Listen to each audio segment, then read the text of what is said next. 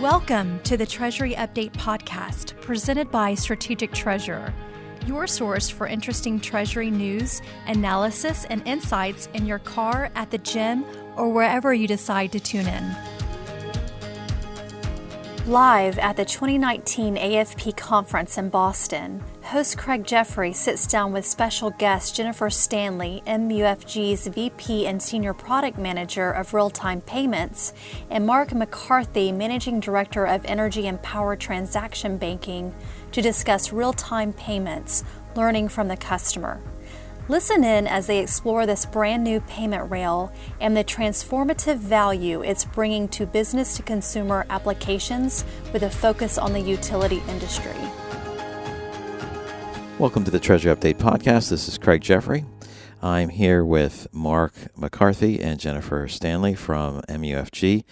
We are at the AFP conference in Boston, and today's topic is real-time payments, learning from the customer. Welcome to the podcast, Jennifer and Mark. Thank you. Thank you. I'm glad you guys are here and we're able to catch up. Mark is the head of Energy and Power Treasury Services at the bank, and Jennifer is the product manager of real-time payments and wires, and she's been on the Treasury Update podcast before. But as we get into this topic of real-time payments and looking at the customer, learning from the customer and what's changing, I think, Jennifer, why don't you start us off for those that may want a refresher or need to learn about RTP. What are real-time payments? What does that mean? I think the most important thing to stress about RTP is that it is not derivative of any other payment type. It's a brand new payment rail. While it has aspects of wire and ACH, it does not run on those rails, and it's completely new. It's available 24/7, 365. It's rich in data carriage capabilities. It uses ISO 20022, which is the new standard for payments, and soon will be the standard for wire payments as well. But it really is the forefront in this area of bringing this data standard to payments. And so ISO 20022 is usually or exclusively implemented with XML format, the extensible markup language. That's correct. I think it's important to know, like on the wires, like you said, that's going to go away. So there's, adopting that type of format is important. But for real-time payments, so it's sitting on new rails. It's available around the clock, 24/7, 365, as you said. Is this more analogous to ACH or analogous to wires? And it's totally different. So how would you describe it to someone to say, here's this thing on this new payment process on a different set of rails? One of the important things about RTP is that the payments are made through irrevocable credits. So it's similar to a wire in that respect. But it's also similar to an ACH in that it's much cheaper. It moves not in batch form as an ACH does, but it is in a one-off push through of payments. Generally, what are the applications of real-time payments that you're seeing? Obviously, there can be multiple. What are you seeing as the best pickup of it? We've seen a lot of interesting areas, and probably this happened in all markets around the world that have adopted real-time payments, is that consumers pick it up most quickly. We have seen the success of Venmo and Zelle, which are quasi-real-time payments, not real-time payments per se, though. But consumers are using that a lot to pay their friends, to receive payments from companies, and to receive money on an instantaneous basis straight into their account. So like you said, biggest pickup to consumers, and then, but it can have corporate application. Absolutely. And I think as you move up the ladder to corporate applications, the value of real-time payments and the data that comes with the payment itself, it really becomes much richer and much more rewarding to the whole payment value chain. So I guess I could ask, why don't they call it real-time and more data payments? But I won't ask that question on the podcast. But thanks for that background. So Jennifer and Mark, I'm not sure who would want to answer this question, but you took a very thoughtful approach at looking and focusing on what the applications would be of this and looking at some customers. How did you observe your customer base and figure out what to do? And maybe you could also talk about what you did do to come up with these use cases to explore and gain benefits in RTP. Yeah, I think it might be helpful if Jennifer sets up a little bit about how we identified the industries that we decided to focus on as we looked to develop the RTP product. Jennifer mentioned RTP is a new payment type. It's a rail. It's a method by which funds are transmitted and data carries with it. But as I've said, and Jennifer's heard me many times say, that's not a product. So we had to identify what is it that companies, our clients, are going to find value in the application of this new rail, right? What pain points does it solve? What customer experience for their customers can it improve? We didn't necessarily know those things. We had some ideas, and that's kind of what gave us direction in the approach that we took.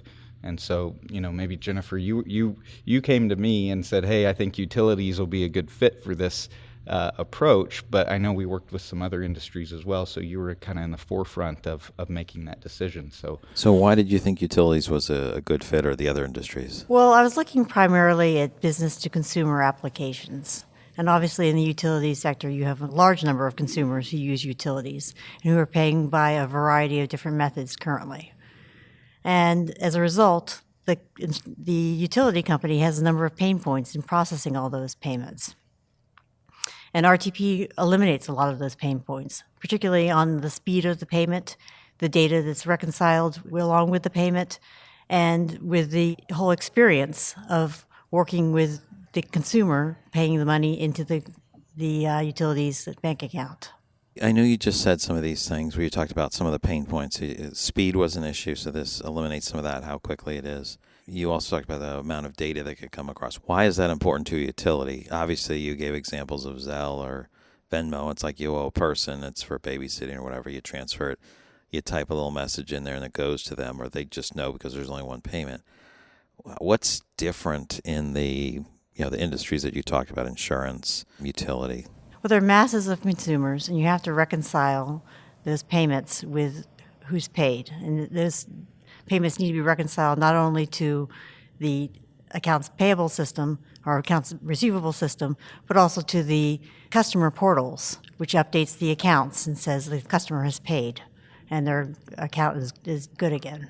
As you went through and you identified these industries, so that was your hypothesis. You wanted to look at those organizations that had a lot of consumer activity, a lot of complexity, a huge amount of volume. If you picked insurance and utilities, what is unique on utilities or insurance beyond that? How would those two differ, for example? Well, one reason we wanted to look at utilities is that as a sector, they work very closely together because they actually are not competing with each other. They're heavily regulated. They usually operate in their own geography. So we knew that it would be good to bring in, talk to, understand their pain points and their friction points in their payment processes and try to solve for them through RTP. So you were able to bring in multiple utility companies at once because there was no issue. Okay. And did you do the same thing on the insurance side? Or? In the case of insurance, we've been working one-off with insurance one by companies. one, right, because of some of the different concerns. So I think our discussion today was really learning from the customers, particularly focused on the utility industry. I think that's where we wanted to turn most of the discussion, but there may be some other things you want to share on the insurance side. So how did you go about getting them together? What was the process you used? How did you go about learning from them and test your hypotheses? Yeah, I think the first thing that we did is we had a lot of internal discussions because before I was comfortable with taking the approach of asking our clients to, spend a good amount of time with us and let us learn from them.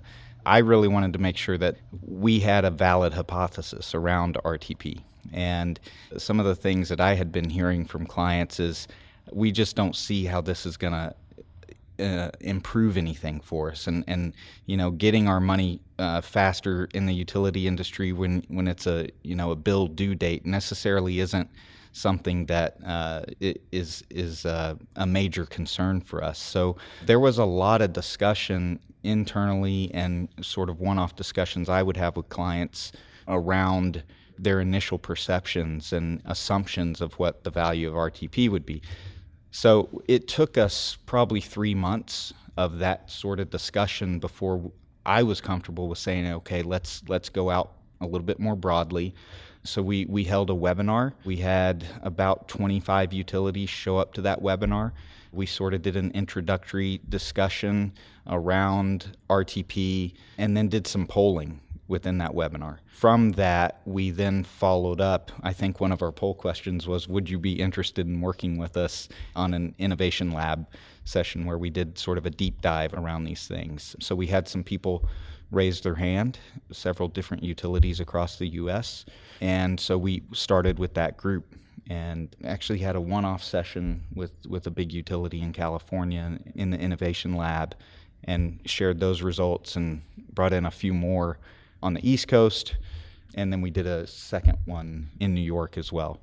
So overall, I think we had about total 10 separate utilities within the Innovation Lab sessions. And then, like I said, we had about 25 to 30 that attended a couple of webinars that we did over the year. If I were to pretend to be someone who might have given you some feedback on like why RTP shouldn't matter for that industry, I'll just say a few things and maybe you can shoot them down in terms of what you learned.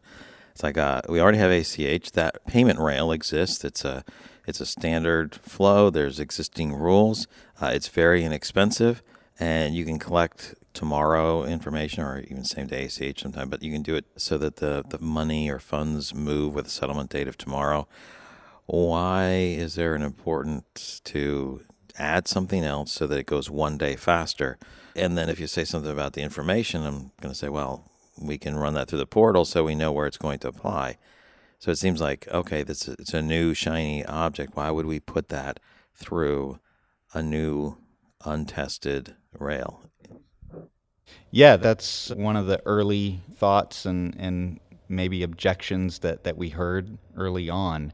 I think that what we learned was there are specific applications. If immediately it seems that people go directly to paying a utility payment, right?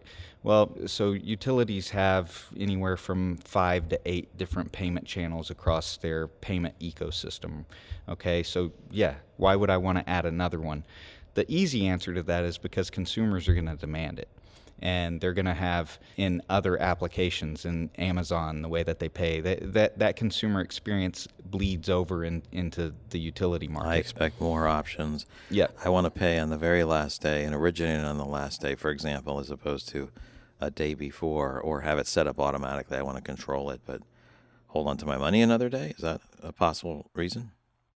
Yeah. I mean, as a consumer myself, I'm not sure that I want to use RTP to pay my utility bill, right? Okay. But I might want to float that cash another day in my bank and let the batch settlement process over time, benefit from that. But I think what we're seeing in e-commerce in particular, you're starting to see the concept of micropayments and, the vast volumes of payments. I go onto Amazon today and I buy multiple things that are under $20, right? So you're seeing a huge volume of payments through the different rails. Card settlement is a huge one, right? But I just think, Craig, that the easy answer is that consumer demand and the way that they're used to paying will drive a lot of that adoption.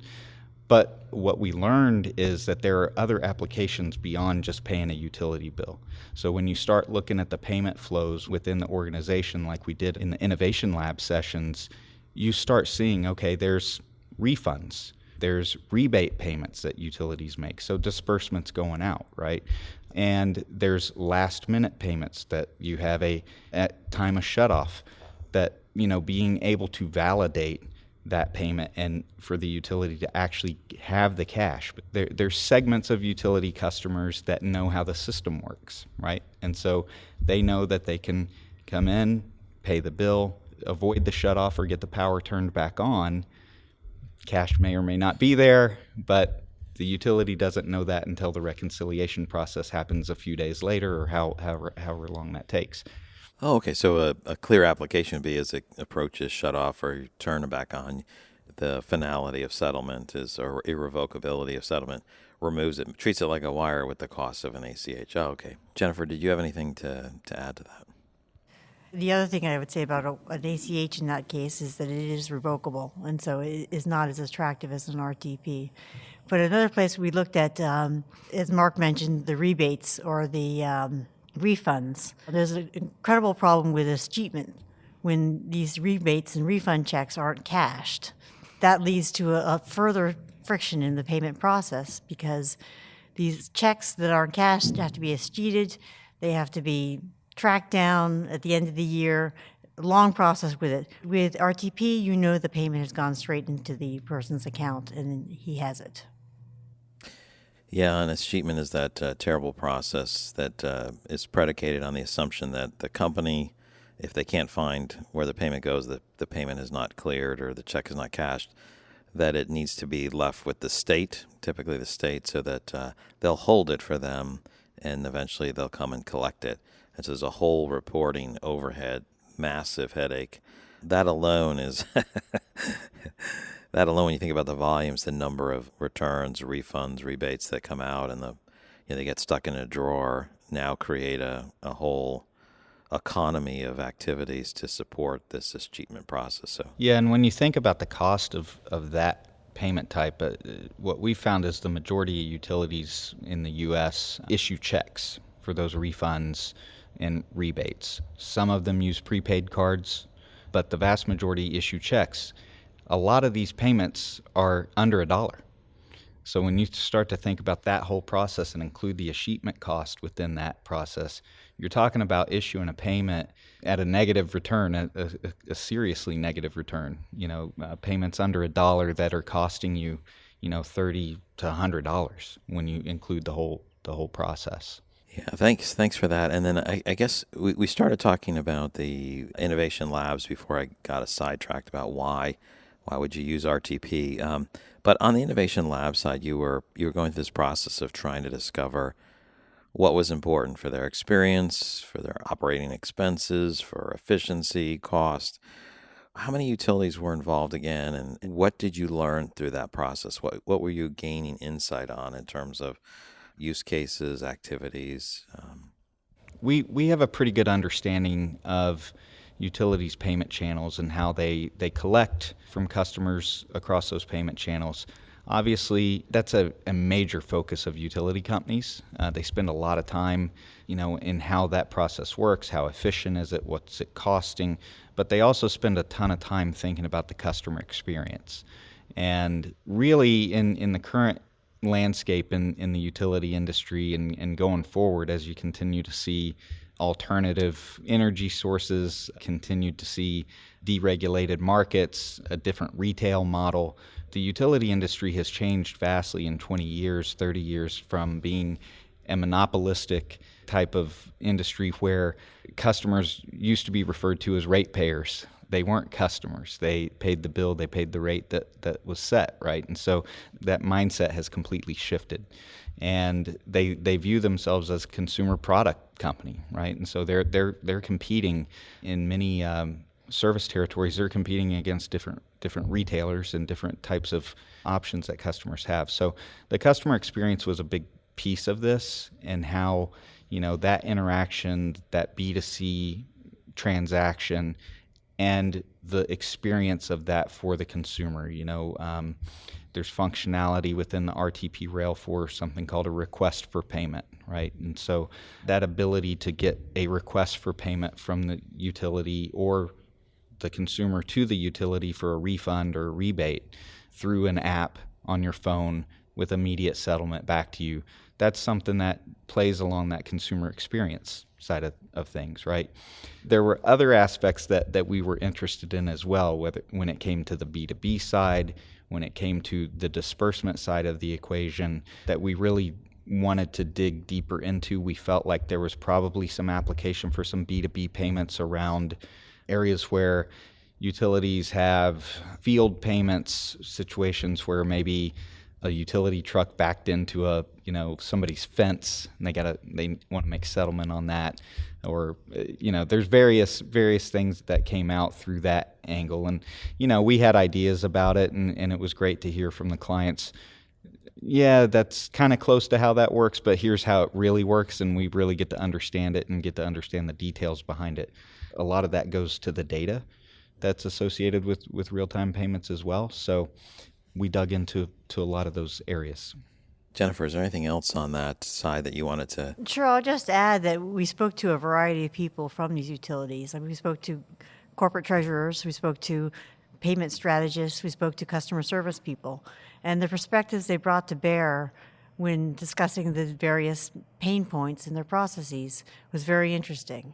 There was a lot of agreement, but then you got different aspects of what they were looking at that really pointed to different and useful information. So as you completed the Innovation Labs work with these 10 utilities, what were the results, the top results that you'd want to share? We identified some very good use cases, very compelling and very implementable use cases that could be employed immediately out of the gate. One that I can think of right offhand was collections in the field for delinquent payments. And I think Mark referred to this.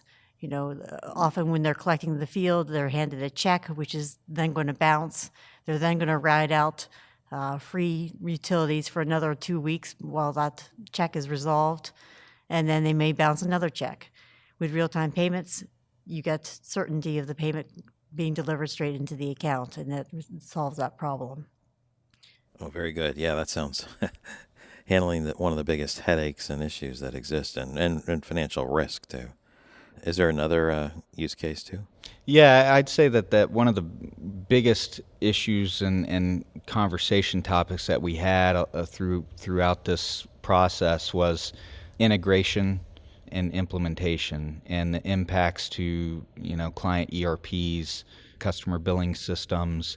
So we had some sort of a separate parallel track working with the Treasury folks and technology folks in the utilities sector, and then with our side on the technology side, and built a business readiness guide that really walks through all of the impacts, all the key stakeholders that you need to be socializing the coming of real-time payments, right, within the organization. So from a Treasury perspective, as a business partner and advisor within the organization, having that business readiness guide and leading the way within the organization to sort of bring together all of those stakeholders is really important. I think, that we talk a lot with our clients about how do you more effectively influence the organization and advise them. That's a big role of what Treasury does. So we wanted to make sure that we provided those tools to our clients. And I feel really good about how that business readiness guide turned out.